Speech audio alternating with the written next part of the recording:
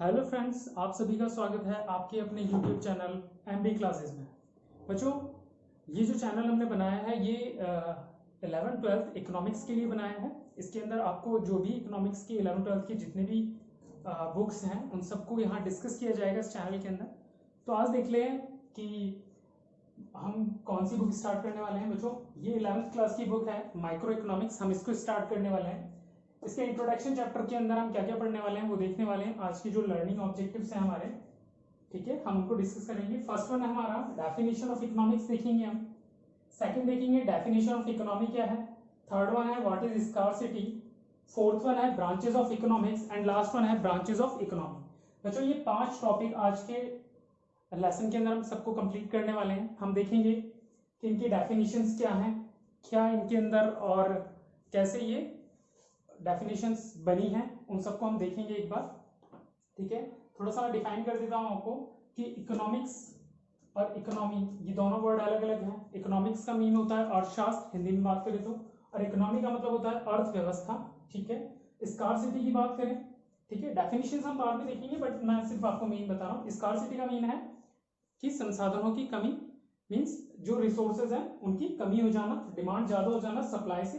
ठीक है, फिर देखेंगे ब्रांचेस जो है इकोनॉमिक्स की वो कौन कौन सी है, कितने पार्ट्स में डिवाइड किया है इसको।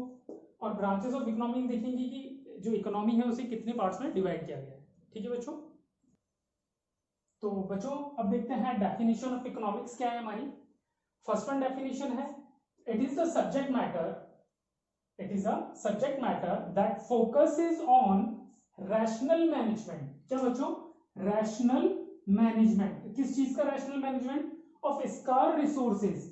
ठीक है, यहां दो चीजें निकल के आती हैं, रैशनल मैनेजमेंट और स्कार रिसोर्सेज। ठीक है, रैशनल मैनेजमेंट किसका करना है हमें? स्कार रिसोर्सेज का। ठीक है, स्कार रिसोर्सेज क्या है बच्चों? जो लिमिटेड रिसोर्सेज होते हैं उन्हें हम क्या बोलते हैं? Scar resources. ठीक है, तो एक एग्जांपल लेते हैं। एक चिल्ड्रन है, ठीक है, एक चिल्ड्रन है और उसकी मदर ने उसे कितने रुपए दिए हैं? 100 रुपीज। ठीक है, अब वो घर से बहुत दूर है, इतनी दूर है कि उसे वहां से आने के लिए जो चार्जेस हैं वो देने हैं। ठीक है, फेयर उसका लगने वाला है और उसके पास रुपीज कितने? 100। जो 100 रुपीज है वो किस कैटेगरी में है? स्कार रिसोर्सेज के अंदर। ठीक है, अब रैशनल मैनेजमेंट क्या करता है कि वो चॉइस बनाता है। क्या बनाता है बच्चों? चॉइस। ठीक है, चॉइस बनाता है। क्या क्या चॉइस? या प्रेफरेंस कह सकते हैं। ठीक है, अब जैसे उसके पास 3 प्रेफरेंस है या 3 चॉइस है कि उसे वहां से लेके और अपने घर तक पहुंचना है, उसके बीच में उसके साथ क्या क्या होने वाला है? फर्स्ट चीज, उसे फेयर देना है जो उसके घर तक आने का है, जो कितने रुपीज है? 60 रुपीज है। ठीक है, उसे वाटर और फूड, ये उसके 3 प्रेफरेंस है वहां से निकलने के टाइम। ठीक है, वहां से निकलते टाइम उसके पास 3 प्रेफरेंस यानी 3 कंडीशंस आती हैं, 3 चॉइसेस हैं कि वो क्या करना चाहता है। अब उसे घर पहुंचना कंपलसरी है तो उसने उसे फर्स्ट नंबर पे ले लिया। ठीक है, बाकी बची 2 कंडीशंस, इन दोनों के नंबर को शिफ्ट कर सकता है।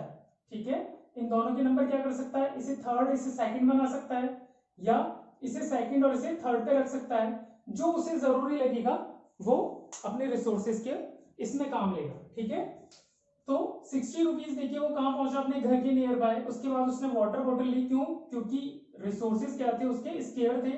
अब या तो वाटर बॉटल लेता जो कितने की थी? 35 रुपीज की, या फिर वो फूड लेता, वो कितने का था? 30 रुपीज उसके खर्च होते।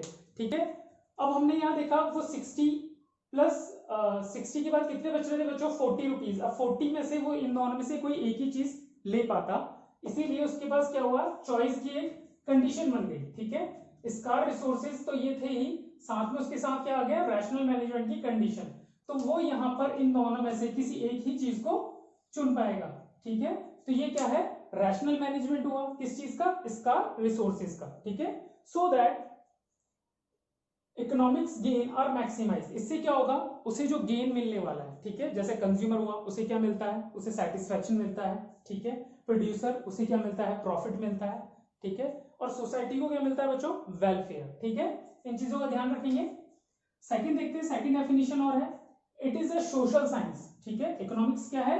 It is a social science of human behaviour. किसकी है बच्चों? ह्यूमन बिहेवियर की, which deal with the allocation of resources. क्या कर रहा है? Deal with the allocation of resources. Allocation of resources का मतलब क्या है, रिसोर्सेज तो ये थे, उनको अलोकेट इन तीनों में किया उसने, ठीक है। ये क्या बन गया हमारे, allocation of resources in such a manner that consumer can maximise their satisfaction, ठीक है। अब इन तीनों के अंदर से अगर वो कहीं पे भी, अगर वो पहले खाना खा लेता और उसके बाद वो पानी पी लेता तो क्या घर पहुंच पाता, ठीक है, तो वो घर नहीं पहुंच पाता। और उस कंडीशन में क्या होता बच्चों, जो उसका सेटिस्फेक्शन था, जो consumer can maximise their satisfaction, तो उसे सेटिस्फेक्शन प्राप्त नहीं होता, ठीक है। Producer can maximise their profit, ठीक है। अब प्रोड्यूसर है, अगर प्रोड्यूसर के पास रॉ मटेरियल टाइम पे नहीं आएगा या उसकी माल की डिलीवरी टाइम पे नहीं होगी तो उसे क्या प्रॉफिट मिल पाएगा, है ना। तो ये सारी चीजें किस में कन्वर्ट होगी बच्चों, उनके स्कार रिसोर्सेज और उनके रैशनल मैनेजमेंट में, ठीक है। तो देखते हैं बच्चों, आप सेकंड पॉइंट देखते हैं, डेफिनेशन ऑफ इकोनॉमी क्या है हमारे लिए। डेफिनेशन देखते हैं, it is a framework within which all the economic activities, क्या बच्चों, ऑल द इकोनॉमिक एक्टिविटीज किसके अंदर, फ्रेमवर्क के अंदर, ठीक है, आर कैरिड आउट, ठीक है। अब यहाँ पे थोड़ा सा मैं समझा देता हूं आपको, फ्रेमवर्क का मीन क्या है यहाँ पर, कि जैसे ये एक फोटो फ्रेम होता है, तो जितनी भी फोटोज होती हैं या जो सीनरी होती है हमारी, वो इस फोटो फ्रेम के अंदर ही रहती है, ठीक है, वो इस बाउंड्री को क्रॉस नहीं करती, ठीक है। इसी तरीके से यहाँ पे जो फ्रेमवर्क विद इन द है, इसका मतलब क्या है कि जो हमारी जो नेशन है, जो नेशन है, उस नेशन की जो ज्योग्राफिकल बाउंड्री है, क्या है बच्चों, ज्योग्राफिकल जो बाउंड्री है उसको क्रॉस नहीं करती ये चीज, है ना। मींस कि इकोनॉमी कहां वर्क करती है, एक सिर्फ पर्टिकुलर कंट्री के अंदर बात करें तो वही वर्क करती है, framework within which all the economic activities are carried out, सारी इकोनॉमिक एक्टिविटीज वही उसी बाउंड्री के अंदर होती हैं, ठीक है। It shows how people of the concern area earn their livings, कि वो ये बताते हैं कि कैसे लोग उस कंसर्न एरिया के, मतलब उस पर्टिकुलर एरिया कौन सा बच्चों, जो ज्योग्राफिकल बाउंड्री थी देश की उसके, है ना, कैसे अर्न करते हैं देयर लिविंग्स, ठीक है, वो अपनी इनकम को कैसे अर्न करते हैं, वो चीज कहां मिलती है हमें, इकोनॉमी के अंदर आती है, ठीक है। अब यहां पे एक पॉइंट आया था, इकोनॉमिक एक्टिविटीज। इकोनॉमिक एक्टिविटीज क्या होती है, बेसिक इकोनॉमिक एक्टिविटीज की बात करें तो तीन होती हैं, अर्निंग्स करना, स्पेंडिंग करना, एक्यूमुलेशन करना, ठीक है। अर्निंग्स का मतलब इनकम अर्न करना, स्पेंडिंग उनको खर्च करना, एक्सपेंडिचर करना, एंड एक्यूमुलेशन का मतलब है बच्चों सेविंग्स करना, ठीक है। तो ये सारी चीजें किसके अंदर आ जाती है, हमारी इकोनॉमिक एक्टिविटीज के अंदर आती हैं, ठीक है। तो बच्चों थर्ड पॉइंट देखते हैं, व्हाट इज स्कार्सिटी, ठीक है। जैसा मैंने बताया था, स्कार्सिटी का मतलब क्या होता है, resources are less than its supply, ठीक है, मतलब संसाधनों की कमी हो जाती है। डेफिनेशन देखते हैं, it is a situation in which resources are insufficient, क्या हो गया बच्चों, रिसोर्सेज क्या हो गए, इनसफिशिएंट हो गए, जो रिसोर्सेज थे वो क्या हो गए हमारे, इनसफिशिएंट, मतलब कम पड़ गए, to meet all the human wants, ठीक है, किसको पूरा करने में, जो ह्यूमन वांट्स थी उनको मीट अप करने में, ठीक है, उनको सेटिस्फाई करने के अंदर जो रिसोर्सेज थे वो क्या पड़ गए, कम पड़ गए हमारे, उस सिचुएशन को हम क्या कहते हैं, स्कार्सिटी कहते हैं, ठीक है। देख लेते हैं नेक्स्ट क्या है, demand is greater than supply. Demand किस चीज की, जो रिसोर्सेज हैं उनकी जो डिमांड होती है वो क्या है, वो ग्रेटर देन है किससे, सप्लाई से, उन चीजों की सप्लाई से। जैसे हम बात करें वाटर, ठीक है, तो देश अगर हम होल वर्ल्ड की बात करें तो वहां क्या हो रखा है, जो वाटर है उसकी डिमांड ज्यादा है लेकिन सप्लाई कम है, जो पोर्टेबल वाटर होता है बच्चों उसकी जो सप्लाई वो कम है और जो उसकी डिमांड है वो ज्यादा है, ठीक है। तो वो क्या है हमारे लिए, एक स्केयर रिसोर्सेज है, ठीक है। नेक्स्ट क्या है, ह्यूमन वांट्स आर अनलिमिटेड, ठीक है, जो लोग होते हैं उनकी जो वांट्स होती हैं वो अनलिमिटेड होती हैं, ठीक है। हर इंसान चाहता है कि वो आगे बढ़ता रहे, ठीक है, अगर उसकी एक इच्छा पूरी हो जाती है तो वो अगली पे चला जाता है। एंड रिकरिंग इन नेचर, इसका मतलब वो बार बार लगातार आगे बढ़ती ही रहती हैं, ठीक है। तो जो स्कार्सिटी है वो क्या चीज है बच्चों, एक ऐसी सिचुएशन जिसके अंदर रिसोर्सेज हैं वो कम हो जाते हैं, ठीक है, वो क्या हो जाते हैं, कम हो जाते हैं। फोर्थ पॉइंट देखते हैं बच्चों, ब्रांचेस ऑफ इकोनॉमिक्स। जो इकोनॉमिक्स है उसे कितनी ब्रांचेस में डिवाइड किया गया है, फर्स्ट देखते हैं टू मेन ब्रांचेस, कितनी, टू मेन ब्रांचेस हैं जिसमें इकोनॉमिक्स को डिवाइड किया गया है। फर्स्ट वन है हमारी माइक्रो इकोनॉमिक्स, ठीक है बच्चों, ये 11th क्लास की बुक का ही नाम है, micro economics deal with the study of individual. ठीक है, यहाँ ये किससे डील करता है बच्चों? इंडिविजुअल से। अब इंडिविजुअल कौन कौन होते हैं? एक होता है कंज्यूमर, प्रोड्यूसर, फर्म। ठीक है, तो माइक्रो इकोनॉमिक्स में हम इन तीन जो इंडिविजुअल है वो कौन कौन है? ये सब है कंज्यूमर। ठीक है, अगर हम बात करें बुक के बारे में बात करें तो बुक के अंदर कौन कौन से टॉपिक है हमारे माइक्रो इकोनॉमिक्स के अंदर? ठीक है, कंज्यूमर इक्विलिब्रियम हो गया, प्रोडक्शन फंक्शन हो गया, कॉस्ट हो गया, AR/MR कर्व हो गया। ठीक है बच्चों, तो वो सब हम किसके अंदर पढ़ते हैं? माइक्रो इकोनॉमिक्स के अंदर पढ़ते हैं। इसका अदर नेम क्या है बच्चों? इसका अदर नेम है प्राइस थियरी। ठीक है, क्योंकि इसके अंदर जितना भी काम होता है वो सब किससे रिलेटेड करता है बच्चों? प्राइस से, क्योंकि डिमांड हो गया, सप्लाई हो गया, वो किसका पार्ट है? वो माइक्रो इकोनॉमिक्स का पार्ट है। ठीक है, और ये सब किसके अंदर वर्क करते हैं? प्राइस के अंदर वर्क करते हैं। ठीक है, इसलिए इसका अदर नेम क्या है? प्राइस थियरी है। ठीक है, सेकंड देखते हैं मैक्रो इकोनॉमिक्स। ठीक है बच्चों, मैक्रो इकोनॉमिक्स क्या है? It deal with the study of aggregates. ठीक है, ये किससे डील करता है? स्टडी ऑफ एग्रीगेट्स से। अगर एग्रीगेट्स की बात करें तो यहां हम किस किस की बात करेंगे? यहां बात करेंगे एग्रीगेट डिमांड की, एग्रीगेट सप्लाई की, ठीक है, एम्प्लॉयमेंट लेवल की। ठीक है, ये सब किस में आ जाता है बच्चों? मैक्रो इकोनॉमिक्स में। ठीक है, एक चीज और बता देता हूं, माइक्रो का मीन क्या होता है? स्मॉल। ठीक है, और मैक्रो का मतलब होता है लार्ज। ठीक है, तो यहां तो सिर्फ एक पर्सन की बात होगी। माइक्रो इकोनॉमिक्स में हम एक एक पर्सन की बात करेंगे, और मैक्रो इकोनॉमिक्स के अंदर हम पूरी नेशन की बात करते हैं। ठीक है, इनके अंदर इन चीजों का डिफरेंस रहता है। ठीक है बच्चों, उसके बाद देखते हैं इसका अदर नेम क्या है। इसका अदर नेम है इनकम एम्प्लॉयमेंट थियरी।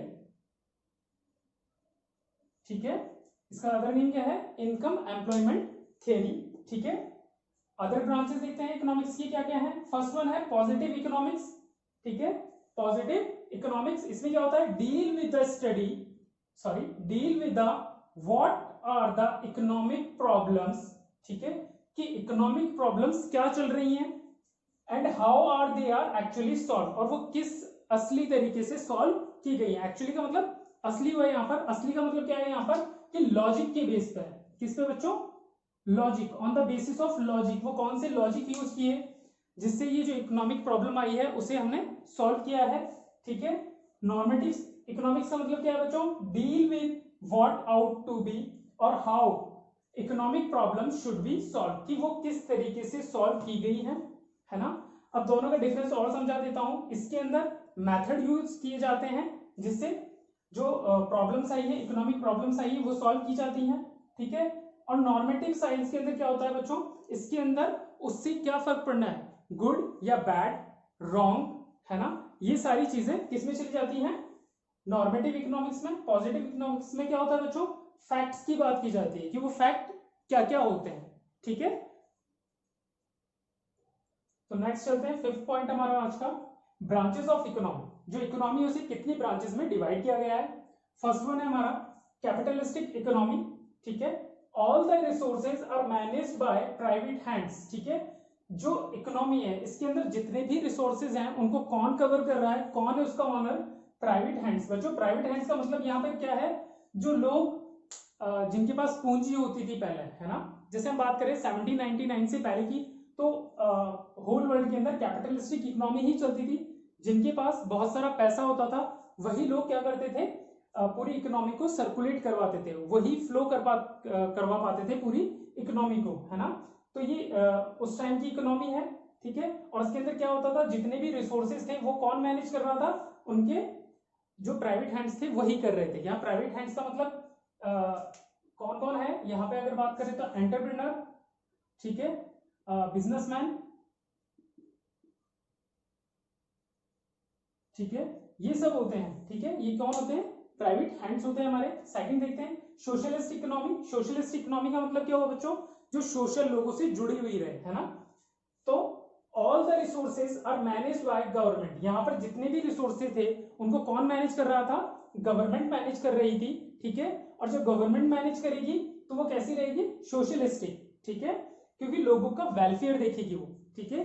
यहाँ क्या होगा, यहाँ लोगों का वेलफेयर। बच्चों एक चीज और बता देता हूं, जो कैपिटलिस्टिक इकोनॉमी थी इसका मोटिव क्या था, प्रॉफिट मोटिव। क्या था बच्चों, प्रॉफिट मोटिव था इसका। सोशलिस्टिक इकोनॉमी का मोटिव क्या था, सोसाइटी का वेलफेयर। क्या करना बच्चों, सोसाइटी का वेलफेयर करना, ठीक है। और थर्ड वन जो इंडिया के अंदर सबसे मोस्ट पॉपुलर है वो क्या है, मिक्स्ड इकोनॉमी है। मिक्स्ड इकोनॉमी में क्या होता है, where resources are managed by, जहां पर जो रिसोर्सेज है उसे कौन मैनेज करता है, बोथ बोथ कौन, प्राइवेट एंड पब्लिक हैंड। तो जो प्राइवेट हैंड का मतलब मैंने बता दिया, जो बिजनेसमैन होते हैं वो कैपिटलिस्टिक होते हैं, जैसे मुकेश अंबानी, ठीक है, उनका अपना ही एक जो है टाइकून है वो। और दूसरा पब्लिक हैंड्स की बात करें तो पब्लिक हैंड्स में कौन आ जाता है, गवर्नमेंट, ठीक है। तो ये दोनों चीजों से मिक्सअप है, इसलिए इसका नाम क्या रखा है, मिक्स्ड इकोनॉमी, ठीक है बच्चों। थैंक यू, और आपको वीडियो अच्छा लगे तो please share, like and subscribe. Thank you.